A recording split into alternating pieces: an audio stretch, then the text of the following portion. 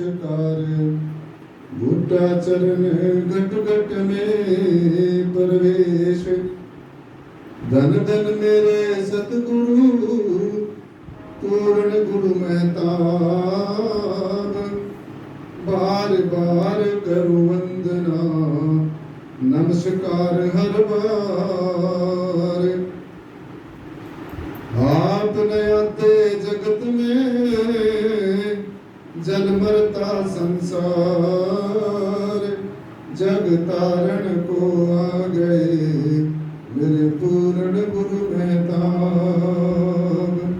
जग तारण को आ गए लक्ष्मण सिंह महाराज। शासन जी प्यार से बोलना जी।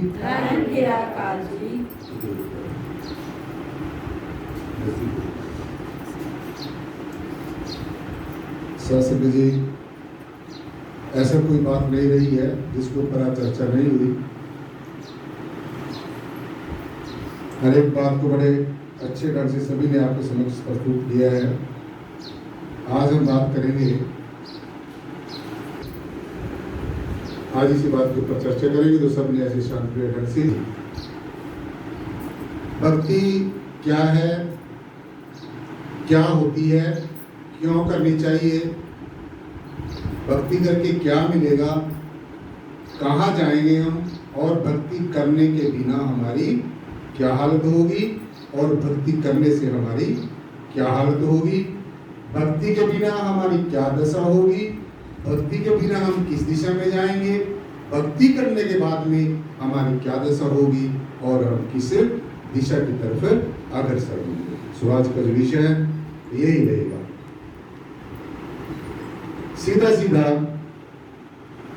भक्ति का जो शाब्दिक अर्थ है वो है किसी को बार बार याद करना, यानी कि जिसको हम जीवन में सबसे ज्यादा प्यार करते हैं, जिसको हम जीवन में सबसे ज्यादा चाहते हैं, उसी को याद करना, उसी का ध्यान करना। और इतना ध्यान करते करते करते करते करते करते हम दो ना हो, हम एक हो जाए। क्योंकि जब हम ध्यान कर रहे हैं तब एक ध्यान करने वाला है और दूसरा जिसका ध्यान किया जा रहा है। सो इतनी भक्ति में हमारी तन्मयता होनी चाहिए, इतनी एकाग्रता और समग्रता होनी चाहिए, इतनी एक रूपता होनी चाहिए, इतनी एक रसता होनी चाहिए कि हम भक्ति करते करते हम दो ना रहे, हम एक हो जाए। अब ये कैसे संभव है, ये कैसे संभव हो सकता है, ये बात कैसे संभव हो सकती है कि हम दो ना रहे? क्योंकि जहां पर दो होंगे वहां पर द्वैत हो जाएगा, और जहां पर द्वैत है वहां पर आप लाखों करोड़ों वर्ष भी जप करते रहो, तप करते रहो, साधनाएं करते रहो, कितने भी धार्मिक कृत्य करते रहो, तो कभी भी परमेश्वर का साक्षात्कार नहीं हो सकेगा। सो भक्ति का जो भाव है, भावों की भक्ति होती है। भक्ति को करने वाली बात नहीं है। जैसे आपके मेरे प्रति भाव है वो आपकी मेरे प्रति भक्ति है, जैसे मेरे आपके प्रति भाव है वो मेरी आपके प्रति भक्ति है, जैसे हम सबके मिलकर सदगुरु के प्रति भाव है वो हमारी सदगुरु के प्रति भक्ति है। सो ये भक्ति की परिभाषा है, शाब्दिक अर्थ भक्ति का ये है। भक्ति क्यों करें, क्या जरूरत पड़ी? सो भक्ति इसलिए करनी जरूरी है, ध्यान साधना इसलिए करनी जरूरी है क्योंकि ये जो जीवात्मा है ये तरह तरह की जोनियों से गुजरती आई भटकत भटकत मानुष तन पावा। अब ये नर नारायणी देह में नसीब हो गई है। इस नर की देह के अंदर नारायण वास करता है, और जिसको भी आज तक जब से भी नर ने ये नारायणी देह जो धारण की है, चाहे वो कोई भी युग रहा होगा, आज तक जिसको भी परमेश्वर का साक्षात्कार हुआ, दर्शन दीदार हुआ, सिर्फ और सिर्फ इसी मनुष्य के देही में आकर ही हुआ है। क्यों? ऐसा क्यों है? क्योंकि मनुष्य का जन्म छोड़कर, मनुष्य की ये जोनी छोड़कर इससे नीचे की जो जोनियां हैं वो सारी की सारी कर्म जोनियां हैं। उसमें कर्म कमाया ही जाता है, उसमें कर्म कटता नहीं है। क्यों? क्योंकि जो मनुष्य के नीचे की जो निम्न जोनियां हैं, उनमें, उन जोनियों में ना ज्ञान होता है और ना ही विवेक होता है, ना मात्र होता है। उसमें इसलिए परखता नहीं होती है, इसलिए निरख और परख वो जीव नहीं कर सकते हैं जितना इंसान कर सकता है। सत्संग बिन भावना उपजे, बिन भावना भक्ति होय तेरी। अब देखो सीधी सी एक युक्ति बताई है हमारे संतों ने, रहबरों ने, इस भारत की धरा के ऊपर आए हुए समय के अनुसार आत्मवेता जिन्होंने परमेश्वर को देखा है, जाना है, पहचाना है, एहसास किया है, अनुभव किया है, रियलाइजेशन किया है, ऐसे संत महापुरुष समूची मानवता को ये संदेश दिया है, ये उपदेश दिया है कि सत्संग बिन भावना उपजे और बिन भावना भक्ति होय तेरी। तो ये भक्ति करने का सीधा सीधा एक क्या कहते हैं युक्ति बताई है। जैसे एक बच्चा जब तक स्कूल में नहीं जाएगा उसको शिक्षा नहीं मिलेगी, और जब तक शिक्षा नहीं मिलेगी वो अपनी शिक्षा उसमें सब्जेक्ट में निपुण नहीं होगा, और जब तक निपुण नहीं होगा तो उसको परिपूर्णता का ज्ञान नहीं हो सकेगा। ठीक इसी प्रकार से जब तक हम सत्संग में नहीं है, ये भी एक क्लास है, इसमें ये भी एक मोबाइल यूनिवर्सिटी है, मोबाइल कॉलेज है, ये घूमता फिरता एक स्कूल है, घूमता फिरता एक कॉलेज है। इसमें जो निरक्षर ज्ञान की शिक्षा दी जाती है, नेचुरल साइंस पढ़ाई जाती है। स्कूल कॉलेज यूनिवर्सिटी में तो हमें मैन मेड साइंस पढ़ाई जाती है, जो इंसान ने खोज की है, हमारे साइंटिस्टों ने खोज की है। लेकिन जो नेचुरल साइंस है, जिसको एक बार ऐसा समय आता कि हमारे साइंटिस्ट लोग भी ये कहना के लिए मजबूर हो जाते हैं भाई कोई ना कोई सुपर नेचुरल पावर जरूर है। तो इससे यही बात सिद्ध होती है कि साइंस का एक अपना अलग पहलू है, बट जो साइंस है वो नेचुरल साइंस का हिस्सा है। ज्ञान से विज्ञान बना है, विज्ञान से ज्ञान नहीं बना है। तो सबसे पहले नेचुरल साइंस है, सबसे पहले निरक्षर ज्ञान है, और फिर निरक्षर ज्ञान से ही अक्षर ज्ञान पैदा होता है।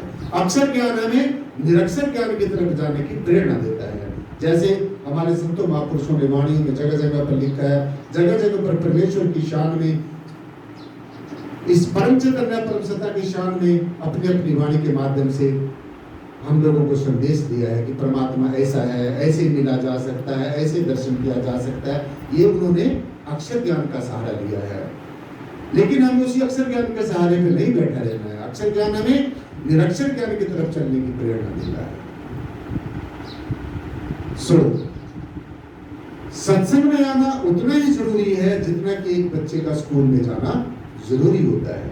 अदरवाइज जब उसके लेक्चर सॉल्व हो जाएंगे उसको एग्जाम में नहीं बैठने दिया जाएगा, एग्जाम में नहीं बैठने दिया जाएगा, उसको वो जो डिग्री है, जो अवस्था है, जो पोजीशन है उसको नहीं मिलेगी। ठीक इसी प्रकार से हमने ज्ञान ले लिया है, इस ज्ञान में ठहरने के लिए, इसका अभ्यास करने के लिए सत्संग में आना बहुत जरूरी है, अति जरूरी है, बहुत ही ज्यादा जरूरी है। भक्ति, एक तो भक्ति वो है जब हम स्वार्थ होता है हमारा, हम सदगुरु के सामने कटोरा उठाकर खड़े कर देते हैं, सदगुरु मेरा अमुक काम कर दे, ये परमेश्वर मेरा अमुक काम कर दे, और बार बार कहते ही रहते हैं। हम लोग ये इस चीज की प्रैक्टिस करते हैं। वो लोग ज्यादा फोन करते हैं हम लोगों को जिनको ना अपने ऊपर विश्वास है, ना सदगुरु के ऊपर विश्वास है, ना परमेश्वर के ऊपर विश्वास है। और उनको ये भी होता है कि अगर मैं बार बार अपने सदगुरु भगवान को बार बार रिपीट करूंगा, बार बार कहूंगा, तो शायद वो काम मेरा ज्यादा हो जाएगा। वो होता है शुल्क है, शुल्क हो जाता है।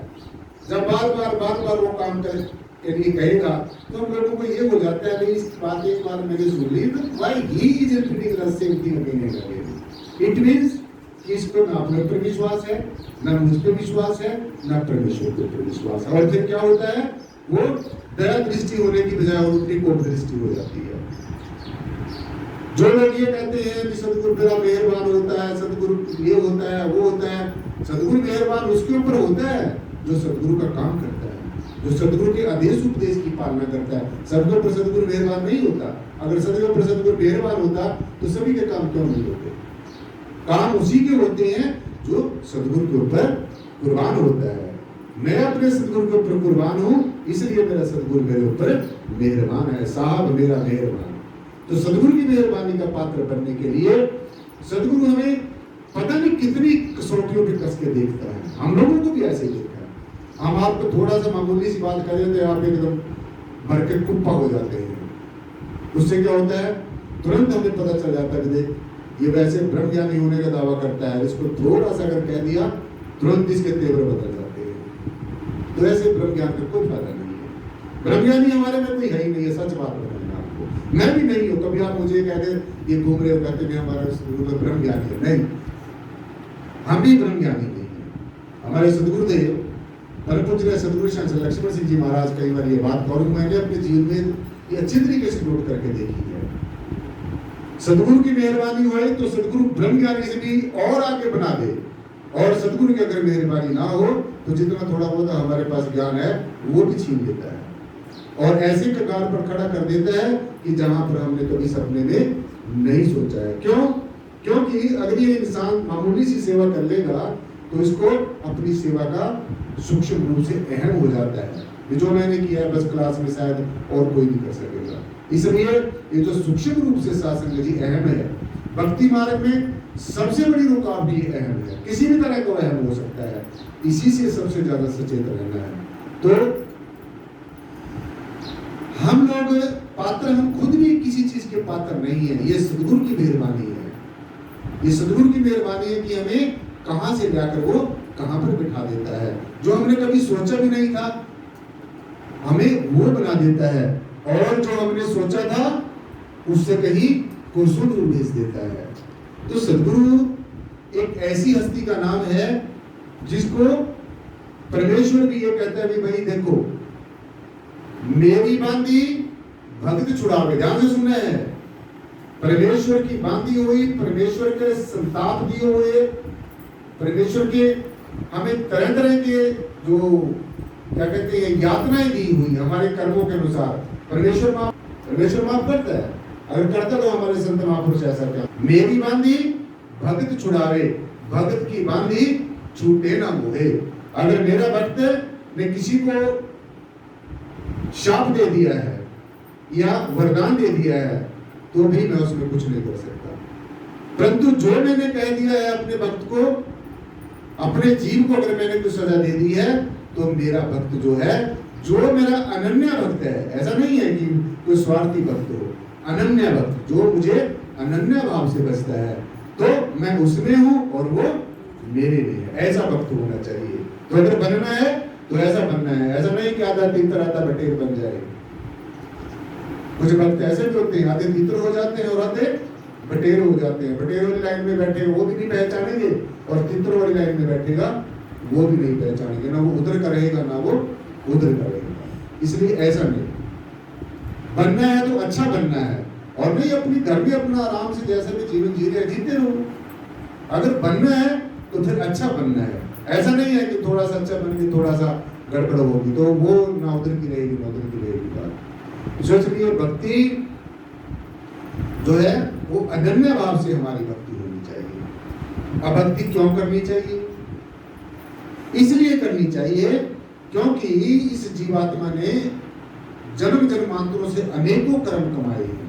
इसके जखीरा, कर्मों का जखीरा, प्रारब्ध कर्मों का जखीरा, संचित कर्मों का जखीरा, वर्तमान के कर्मों का जखीरा इतना हो गया है कि अब ये जगह जगह उस गड्डी को उठाए घूम रहा है ये जीव, यहाँ से हो जाए, मुझे कुछ न करना पड़े, इस गुरु के पास नहीं हो तो चलो दूसरे के पास चलते हैं। देखते हैं हम लोग, अगर गुरु के पास ना हुआ तो देवी देवताओं के पास भागेंगे। अगर देवी देवताओं किसी ने कहा था ऐसा चमत्कार करता है गुरु, फिर ब्रह्म ज्ञान को भी और सब चीजों को छोड़कर वहां भाग जाएंगे। वहां जब फिर क्या होगा, पैसे वैसे लुट जाएंगे, फिर आ जाएंगे। फिर हम उसको पूछ के क्या हुआ भाई, अरे वहां तो कुछ नहीं है, बस भीड़ ही भीड़ है। अगर वो ना बात चली तो किसी की देखा देखी में दुनिया भर के देवी देवताओं की जो है वो बनी बनाई जो क्या कहते हैं कल्पनाएं हैं उनके पीछे भागते रहेंगे। तो ये कोई भक्ति नहीं है, ये तो आपके मन का भुलेखा है, ये मन की भूल भुलैया है। सो भक्ति इसलिए करनी चाहिए, एक मरीज होता है वो डॉक्टर के पास क्यों जाता है? क्योंकि उसको कोई प्रॉब्लम होती है। इसी प्रकार से हमारे मन के ऊपर चढ़ी गई जो ग्लानि है, जो आत्म ग्लानि है, जो तरह तरह के कर्मों के जो जखीरा हमारे मन के ऊपर मटमैलापन है, इसको धोने के लिए हमें भक्ति करते हैं ताकि हमारा मन निर्मल हो जाए। भक्ति क्या होती है मैंने बताया, भक्ति क्यों करनी चाहिए। अब सुनो, किसकी करनी चाहिए? भक्ति किसकी करनी चाहिए? जिसकी भी करोगे वैसे ही हो जाओगे, जिसका ध्यान करोगे वैसे ही हो जाओगे। संसार की भक्ति करेंगे, संसार की तो कर ही रहे हैं, संसार की भक्ति तो अनायास हो ही रही है, नहीं भी करेंगे तब भी हो रही है। लेकिन अब संसार की भक्ति करके जाओगे कहाँ? संसार की भक्ति करके यहीं पर ही संसार में ही इसी जो है जन्म मरने के चक्कर में, इसी आवागमन के चक्कर में हम लोग फंसे रहेंगे। और भक्ति के बिना ही हम 84 लाख जन्मों से ये जन्म मरने के चक्कर में फंसे रहे। क्योंकि हम भक्ति किसकी करते रहे? संसार की करते रहे, रिश्ते नातों की करते रहे, संसार की नश्वर चीजों की करते रहे, उनको संग्रह करते रहे। सो ये वास्तविक भक्ति नहीं है।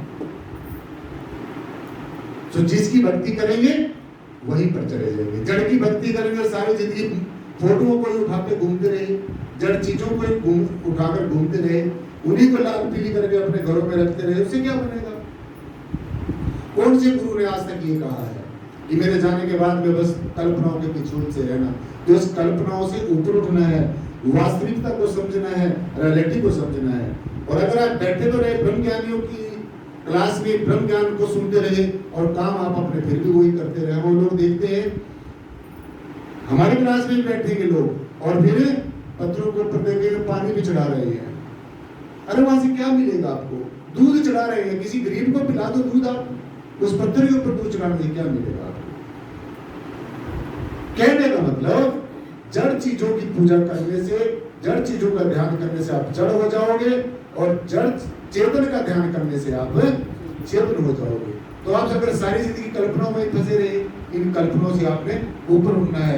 ये इंसान के जो बनाए भगवान ही आपके काम नहीं आएंगे, तुम्हारा अपना स्वरूप ही आपके काम आएगा। तुम्हारी अपनी कल्पनाएं जो की है वो आपके काम नहीं आएंगी। इसलिए संत मत में कल्पनाओं से ऊपर उठाने की प्रेरणा दी जाती है। क्या मिलेगा भक्ति करने से? क्या मिलेगा? आप अपने इतिहास पढ़कर देखो, जो हमारे से पहले संत महापुरुष हुए हैं उनको भक्ति करने से क्या मिला है? आज हम उनका नाम बड़े आदर और सत्कार से लेते हैं।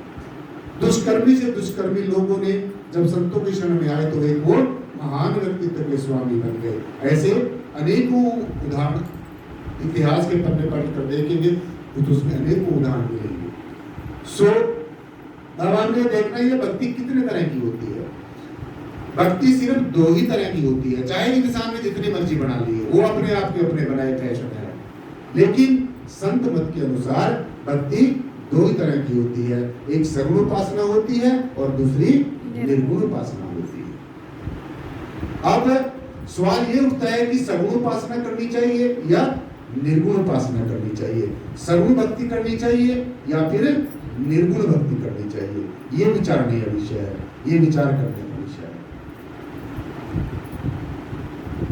परमात्मा साकार है, निराकार है, ये भी समझने का विषय है। सो मैं आपको आपके समझने के लिए बताना चाहूंगा कि परमात्मा साकार भी है और निराकार भी है। और परमेश्वर की अनुभूति हमें सगुण भक्ति से भी हो सकती है और निर्गुण भक्ति से भी हो सकती है। परंतु जो निर्गुण भक्ति है और सगुण भक्ति है वो हमने पहले समझ लेनी है। ये नहीं है कि सगुण में भी हम फंसे हुए हैं, हम निर्गुण निराकार का भी जय जयकारे लगा रहे हैं, फिर आपको कुछ नहीं मिलने वाला है। आपने अपने आप को एक जगह स्थिर करना होगा, या सगुण भक्ति करिए या फिर निर्गुण भक्ति करिए। आप पहले समझ लो कि सगुण भक्ति क्या होती है। ये जो आपकी कल्पनाएं बनाई हुई है, आपके अपने बनाए गए जो फैशन है, ये ना सगुण भक्ति है और ये ना निर्गुण भक्ति है। This is just to waste your precious time unnecessarily. ये अपना समय बर्बाद करना है, कोई बेकार का अहंकार पालना है, ये कोई भक्ति नहीं है। इसके बारे में हमारे शास्त्रों ग्रंथों में कहीं पर भी कुछ भी लिखा गया नहीं है। ये इंसान के अपने बनाए गए फैशन है, तो इसे ऊपर उठना है। अब सगुण भक्ति और निर्गुण भक्ति में से एक को अपनाना है, और सगुण भक्ति और निर्गुण भक्ति पहले समझ लेनी है। सगुण भक्ति क्या होती है? सगुण भक्ति में हम जैसे हम रंग रूप आकार प्रकार की चीजों की पूजा अर्चना करते हैं, वहां से हम भक्ति की वो शुरुआत हो सकती है, लेकिन वो परिपूर्णता नहीं है। वहीं पर हमें नहीं बैठे रहना है। अगर एक बच्चे को नर्सरी क्लास में दाखिल कर दिया तो वो सारी चीजें, और उसका उद्देश्य है कि मैंने तो बैरिस्टर बनना है, मैंने इंजीनियर बनना है, तो अगर नर्सरी में बैठा रहा तो वो बैरिस्टर और इंजीनियर थोड़ा बन सकता है। तो वो आपकी शुरुआत हो सकती है, लेकिन वो आपकी मंजिल नहीं है। इसीलिए सगुण भक्ति में क्या होता है, जो सगुण उपासना है उसमें भक्ति करनी होती है, उसमें हमारे भावों की भक्ति होती है। सगुण उपासना में हम किसी का भी ध्यान करते हैं, हमने कल्पना कर ली उसका ध्यान करते रहे, उसकी उपासना करते रहे। और जो निर्गुण भक्ति है, निर्गुण भक्ति ज्ञानमय भक्ति है। निर्गुण भक्ति में you need not to do anything in search of परम तत्व, you need not to do anything to reach your destination. Your destination is very much near, always with you. आपके हमेशा साथ है और आपके हमेशा बहुत नजदीक है। निर्गुण भक्ति इतनी बढ़िया भक्ति है जो आपको यहाँ पर बताई जाती है। लेकिन आपको अब चाहिए ना, दिखावा चाहिए। ये मेरे को लोग कहेंगे मैं बहुत बड़ा भक्त हूँ, जगह जगह घूमेंगे तो आपको दिखेगा कि हाँ भाई ये तो वहां भी गया हुआ था, ये तो बहुत अच्छा भक्त है। तो ये दिखावे की भक्ति नहीं है। निर्गुण भक्ति में आपका जीवन ज्ञान में हो जाएगा। निर्गुण भक्ति में हमने कारण जानना है, कारण जानना है। What is the cause behind this whole episode, who is running this universe in a very systematically way. कौन चला रहा है इस यूनिवर्स को, ये हमें समझना है, जानना है। इसमें कुछ करने धरने की जरूरत नहीं है। क्लास में बच्चा जाता है, उसको टीचर पढ़ाता है, या वहाँ पर ये कहा जाता है कि आप ये पूजा करो, ये पाठ करो, ये करो, दिस दैट, ये तो नहीं कहता ना। वो उसको ये समझाता है कि देख जो सब्जेक्ट पढ़ने के लिए यहाँ पर आया है इसका हल ऐसे होगा। ठीक इसी प्रकार से निर्गुण भक्ति में भी कुछ करने धरने की जरूरत नहीं है। अगर आप करोगे कुछ, आप कर्ता बन जाओगे कि मैंने ये किया है, I have done this, I am doing this, I will do this. आपने तीनों के तीन काल अपने ऊपर ही ले लिए। तीनों के तीन कालों की जो है क्या कहते हैं जिम्मेवारी अपने आप ली। मैंने ऐसा किया है, मैं ऐसा करूंगा और मैं ऐसा कर रहा हूँ। आपने वर्तमान को भी अपने हाथ में ले लिया, भूतकाल को भी अपने हाथ में ले लिया, भविष्य का जिसका आपको पता नहीं उसको ही बोझ उठा लिया। तो आपके अंदर क्या गया, कर्ता भाव आ गया। और जब लग कहे मैं हूं करता, तब लग गर्भ जून में पड़ता। तो ये जन्म और मन का कारण ये जो कर्ता भाव है, करने वाला भाव है। तो जब करने वाला भाव आपके अंदर रहेगा तो फिर भोक्ता भाव भी आएगा। जहां करता है वहां पर भोक्ता भी है। अगर आप कहते हो मैंने किया है तो फिर भुगतान के लिए भी क्या करो। इसलिए भगवान जी ने कहा कि कर्ता और भोक्ता भाव को आपने अकर्ता भाव से रहना है, अकर्ता भाव से। तो जब ये अकर्ता भाव वाली भक्ति आपके जीवन में आ जाएगी, निर्गुण भक्ति आपके जीवन में आ जाएगी, आपका जीवन जीते जी निराकार में हो जाएगा। आपकी मंदिर आपके सामने है, ये साकार है, ये निराकार है, सब जगह यही है, इससे स्वयं कुछ नहीं है। मैंने बचपन से साथ संगत जी, मैं आपको अपनी मतलब वो महिमा नहीं कर रहा हूँ, मैंने इस चीज के लिए आपको बड़ी सस्ती मिल गई है, इसलिए आप लोगों को इस चीज के ऊपर ज्यादा आस्था नहीं है। आप इसमें विश्वास इसलिए नहीं करते क्योंकि आपको आपके घर में आके ये चीज दे दी गई। आप अपना घर छोड़ते, परिवार छोड़ते, जप करते, तप करते, संयम करते, साधनाएं करते, अघोर तपस्या करते, अनेकों लोग युक्तियों को अपना अपना के देखते, फिर अपने आप को पूरा सोटी पे कसकर फिर आपको ये ज्ञान मिलता, फिर आप कस से बस ना होते। अब क्या है, ज्ञान ले लिया, आते ज्ञान मिल जाता है बस। उसके बाद में ज्ञान लेकर भी फिर वही हथकंडे अपनाने जिनसे आपको मना किया है, तो कहाँ पहुंचेंगे आप? मैं नहीं समझता आप नहीं पहुंचोगे, आप यही घूमते रहेंगे। तो मैं इसलिए सख्त बातें इसलिए कह रहा हूं कि ये सख्त बातें कहे बिना आप लोगों की ये बात समझ में आने वाली नहीं है। इसलिए अच्छी तरीके से पूरी तवज्जो के साथ बात को समझना है। जो निर्गुण निराकार की भक्ति है, हमें आपने कभी इसको बंद करो भाई, फोन को बाहर जाके सुनिए। इसलिए जब भी आप सत्संग में बैठेंगे तो ज्ञान चर्चा सुन रही है, जो काल है ना, ये किसी ना किसी तरीके से तुम्हारे क्लास में आकर जरूर टपकेगा। जब आप क्लास में बैठे तो फिर दाएं बाएं की बातों को क्या मतलब है? नहीं बैठना तो जाइए, बाहर जाके सुनिए। अपने ध्यान को एकाग्रता के साथ में, क्योंकि ये जो समय है ये श्वास श्वास हमारा बीतता जा रहा है। जो श्वास अब ले लिया उसको लेने के लिए 84 लाख जन्मों के बाद मौका मिलेगा। और फिर कब मिलेगा? फिर कभी वही पशुओं पक्षियों कीड़े मकोड़ों की जोनी में जीवात्मा फिर जाएगी। ये मत सोच लेना। आप लोग कह देते हो पता नहीं ये जन्म मिले, पता नहीं ये सदगुरु मिले, पता नहीं ये घर क्यों मिलेगा तुम्हें ये सदगुरु? ऐसा सदगुरु क्यों मिलेगा? परिवार ये क्यों मिलेगा? परिवार के जो तुम्हारे सगे संबंधी हैं, तुम्हारे परिवार के मेंबर्स हैं, उनके अपने कर्म है, वो अपने कर्मों के अनुसार जाएंगे, आप अपने कर्मों के अनुसार जाएंगे, तो वो क्यों मिलेंगे तुम्हें? वो अपने कर्मों के अनुसार जोनी में जाएंगे। सदगुरु क्यों मिलेगा तुम्हें? सदगुरु कोई आता जाता थोड़ी है, आपको आना जाना है अभी। लेकिन जब सदगुरु के संदेश को पूरी तरीके से मानेंगे फिर सदगुरु आपको अपने जैसा बना लेगा। और अगर आपका रास्ता ही अलग रहा, यहाँ पर आप हामियां भरते रहे, हाँ जी सिर हिलाते रहे, जैसा सारा कुछ ही समझ गया है और थोड़ा सा पूछ लिया बस, फिर अपना कुछ भी नहीं है, तो ऐसे से नहीं बनना है। ज्यादा लेक्चर सुनने से और सुनाने से ज्यादा कल्याण नहीं होगा, उसको प्रैक्टिकल जीवन में चाहिए। जैसे आपको बताया जाता है कि हर एक इल्म के साथ में अमल का होना बहुत ज्यादा जरूरी है, अति जरूरी है, बहुत ही ज्यादा जरूरी है। और जो समय का हाकिम है, हाकिम का हुक्म मानना भी उतना ही जरूरी है। तो दो चीजें आप आज से ही नोट करके जानी है, ये अपने जीवन में मुकम्मल तौर से हमने ध्यान करनी है।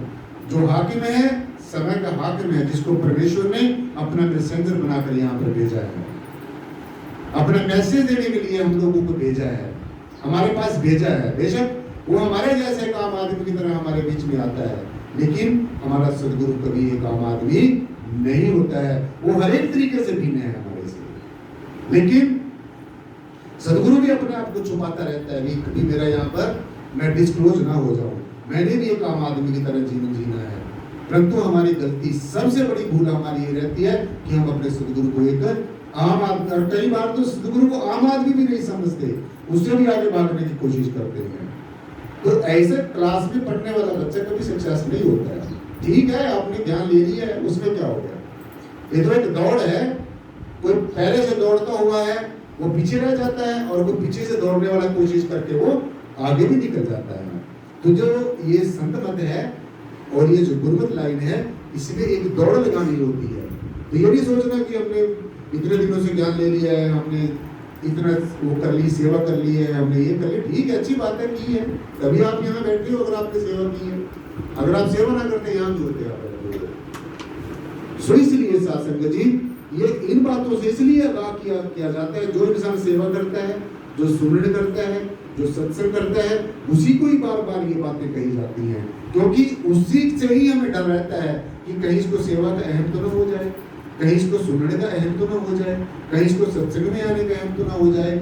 इसीलिए उसको बार बार ये कड़वे वचन सुनाए जाते हैं, ताकि वो जो मन के ऊपर जो मैल चढ़ी है वो ये कड़वी दवाई खाए बिना जैसे बुखार नहीं उतरता, ऐसे ही कड़वे वचन ये सुने बिना ये हमारा मन जो चंचल और चलायमान मन है, जो चहुमुखी है, जो चारों दिशाओं में भागता है, ये कभी भी मानने वाला नहीं है। इसको मनाने के लिए कई तरह के यत्न करने पड़ते हैं। तो इसलिए जो निर्गुण और निराकार की भक्ति है, ये सबसे श्रेष्ठ भक्ति है। और अभ्यास जो हम लोग करते हैं, अभ्यास हर रोज ये सुमरण करते हैं, इस अभ्यास से भी जो श्रेष्ठ है वो ये ज्ञान श्रेष्ठ है, सुनना श्रेष्ठ है। और इस ज्ञान से भी श्रेष्ठ क्या है? ध्यान से सुन लेना है ये अच्छी तरीके से, वैसे ना अपने मन मर्जी से भागते रहना है। अभ्यास करने से श्रेष्ठ क्या है? ये ज्ञान है। पहले ज्ञान प्राप्त करना है, फिर अभ्यास करना है। अपने आपने आंखें बंद करके बैठे रहना है, पहले देख तो लो ना हम किसका ध्यान कर रहे हैं, हमने क्या करना है। सो अभ्यास से श्रेष्ठ जो है वो ज्ञान है, और ज्ञान से श्रेष्ठ क्या है? ध्यान है। और ध्यान से भी श्रेष्ठ क्या है? ध्यान से श्रेष्ठ क्या है? ध्यान से श्रेष्ठ भी एक चीज है। ध्यान से श्रेष्ठ जो है वो निस्वार्थ भाव से कर्म करना है। निस्वार्थ भाव से सेवा करनी है, निस्वार्थ भाव से क्लास में बैठना है और कर्म करने की इच्छा रखनी है, फल की इच्छा नहीं रखनी है। भगवान कृष्ण को अर्जुन ने क्यों पूछा, प्रभु आप ये बार बार क्यों कहते हैं? हम लोग भी कह देते हैं भाई। जो भगवान कृष्ण ने अर्जुन को ज्ञान दिया था, कृष्ण भगवान तो तुम्हें ज्ञान देने के लिए आएगा नहीं। अब जो पहले गुरु आ चुके हैं वो तो यहाँ पर वापस आएंगे नहीं। जो क्लास में एक टीचर पढ़ा के चला गया वो तो वापस आएगा नहीं। और अगर हम उनकी फोटो उठा के उनकी बातों को याद कर करके ऐसे ही वो बैठे रहे, अब आज का हमें आज का सदगुरु चाहिए, समय का हाकिम चाहिए और समय के हाकिम का हुक्म मानना हमारा सबसे पहला और सबसे अंतिम कर्तव्य होना चाहिए। इसलिए योग अभ्यास से श्रेष्ठ ज्ञान है, ज्ञान से श्रेष्ठ ध्यान है और ध्यान से भी श्रेष्ठ निस्वार्थ भाव से भक्ति करना। भगवान जी ने इसलिए कहा कि अर्जुन कर्म करना तेरा अधिकार है और फल देना मेरा अधिकार है। तो फल के बारे में बार बार क्यों करता है? मेरा अधिकार, मेरा अधिकार, टीचर का अधिकार टीचर का है। आप पेपर पास करिए, आप एग्जाम पास करिए, मेहनत करिए, तो पूछने की जरूरत नहीं पड़ेगी। आप जिस टाइम एग्जाम देकर आओगे तुम आते ही कह दोगे भी मैं 100% पास होगा। और अगर एग्जाम में कुछ किया नहीं है फिर 100 बहाने, नहीं जी मैं तो कुछ और याद करके गया था, एग्जाम में कुछ और आ गया। तो जब तेरे सिलेबस में वो चीज है तुमने क्यों नहीं याद की? सो कहने का मतलब जो भी हमें सदगुरु जो इशारा देता है, संदेश देता है, वो सारे को हमने उसको रिपीट करना अपने जीवन में जरूरी होता है। सो कर्म करना हमारा अधिकार है। फिर भगवान जी से पूछा प्रभु फल मिलेगा नहीं मिलेगा? तो ये सृष्टि का एक फंडामेंटल है, ये प्रकृति का एक अटल और अकाट्य सिद्धांत है। इसको कहा जाता है कि कर्म का सिद्धांत है, थ्योरी ऑफ कर्मास। अगर कोई भी कर्म है वो अपने फल के साथ बंधा हुआ है, तो कर्म करने के बाद में फल मांगने की जरूरत ही नहीं है, आपको फल अवश्य मिलेगा। इसलिए भगवान जी ने कहा कि कर्म कर और फल की इच्छा ना कर। जब तूने किया है तो जरूर मिलेगा, जैसा किया वैसा ही मिलेगा, जितना किया है उतना ही मिलेगा। सो इसलिए सत्संग जी ये बातें हमारे जीवन में जाननी बहुत ज्यादा जरूरी है। अब आप चाहे साकार समझो, चाहे निराकार समझो और चाहे साकार भी ना समझो और निराकार भी ना समझो, सिर्फ सदगुरु के चरणों के साथ जुड़े रहो, क्योंकि सदगुरु हमारा साकार भी है और निराकार भी। हमने सदगुरु के आगे अरदास करनी है, आगे सदगुरु हमें जहां चाहेगा अपने आप ही लेकर चलेगा। आप जब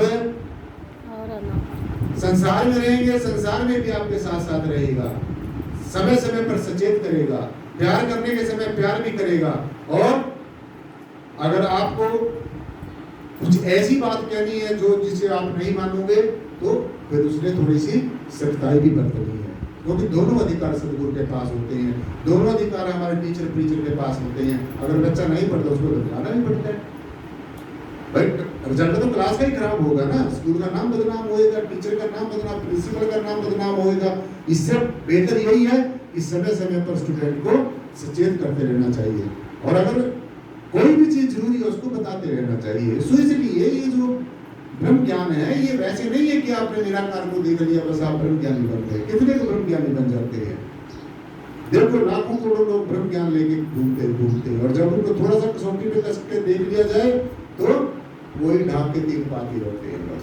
इसलिए ये जो निर्गुण भक्ति है, ये जो निराकार का ज्ञान है, ये जो शून्य का ज्ञान है। और बड़ी खुशी की बात ये है, हमारे डॉक्टर साहब बैठे हैं महेश चंद्रा जी, साइंटिस्ट है, उनको ज्यादा इन बातों के बारे में ज्यादा पता है। जो शून्य है जिसको हम निराकार कह रहे हैं, जो जिसको निराकार कह रहे हैं यही शून्य है। और सबसे पहले ये यहीं पर यही था। और ये खुशी की बात है कि शून्य की खोज किसने की? हमारे भारत में ही खोज की गई है। भारत ने शून्य को सबसे ज्यादा मतलब महत्वता दी है। उसके बाद में सभी ने इसको अपनाया है।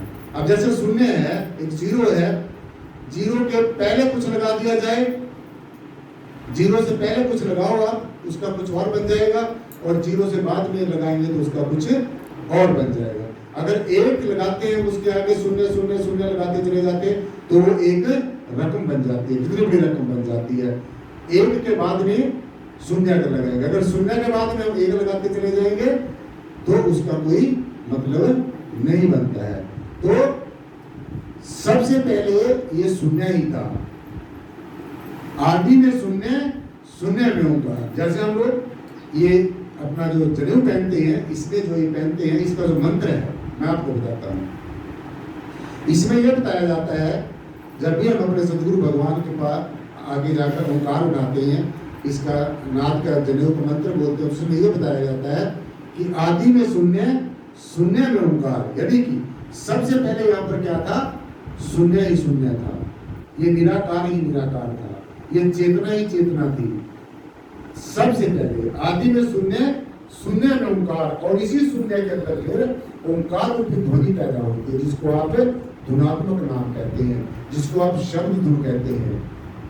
तो अगर शून्य है तो तभी इसके अंदर धुनात्मक नाम पैदा होगा। अगर शून्य ही नहीं है, निराकार ही नहीं है, तो फिर साकार की हम कल्पना नहीं कर सकते हैं। अगर ये सतपुरुष नहीं है, इसी को ही सतपुरुष कहा है, इसी को ही अकाल मूर्त कहा है, इसी को ही एक रमा हुआ राम कहा है। यानी कि इसके अनेकों नाम रखे गए हैं, अनेकों इसकी उपमा में अनेकों बातें कही गई हैं। सो इसलिए ये ज्ञान सबसे श्रेष्ठ है। आप किसी भी धर्म में चले जाओ, किसी मिशन में चले जाओ, किसी भी गुरु के पास चले जाओ, इस ज्ञान को कोई ओवररूल और ओवरराइड नहीं कर सकता है। इसका जिक्र सारे शास्त्रों ग्रंथों में मिलता है। इसलिए आपके हमारे बड़े अहोभाग्य हैं कि हम लोगों को ये ज्ञान मिला है, इतनी श्रेष्ठता का ज्ञान मिला है। इसलिए इस ज्ञान को प्राप्त करने के बाद में और सब अनाप शनाप चीजें छोड़नी चाहिए आप लोगों को। उन चीजों का कोई मतलब नहीं है हमारे जीवन में, वो मैन मेड बातें हैं, इंसान की बनाई गई कल्पनाएं हैं। इंसान ने सपोज की है, सपोज कर लो भगवान ऐसा है, सपोज कर लो भगवान ऐसा है, और सपोज करते करते करते आज जितने भी घर के मेंबर हैं उतने उसके घर में भगवान मिलेंगे। तो कितनी कल्पनाएं होगी। इस कल्पनाओं के सहारे नहीं बैठे रहना है, वास्तविकता को समझना है, वास्तविकता को जानना है। तो जब परमेश्वर की इच्छा होती है, निर्गुण निराकार सर्वाधार विश्वाधार परम तत्व की इच्छा होती है, तब ये संतों का रूप धारण करके हमारे बीच में ऐसे ही आता है जैसे आप और हम लोग आए हैं यहाँ पर। और फिर ये अपनी अपनी आत्माओं को ढूंढता फिरता है। हर एक सदगुरु अपनी अपनी आत्मा को ढूंढता फिरता है।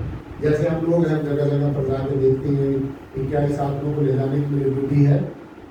सब संतों की अपनी अपनी ड्यूटियां लगाई हुई होती है। इसलिए जब परमेश्वर की इच्छा होती है, जब इस निराकार ब्रह्म की इच्छा होती है,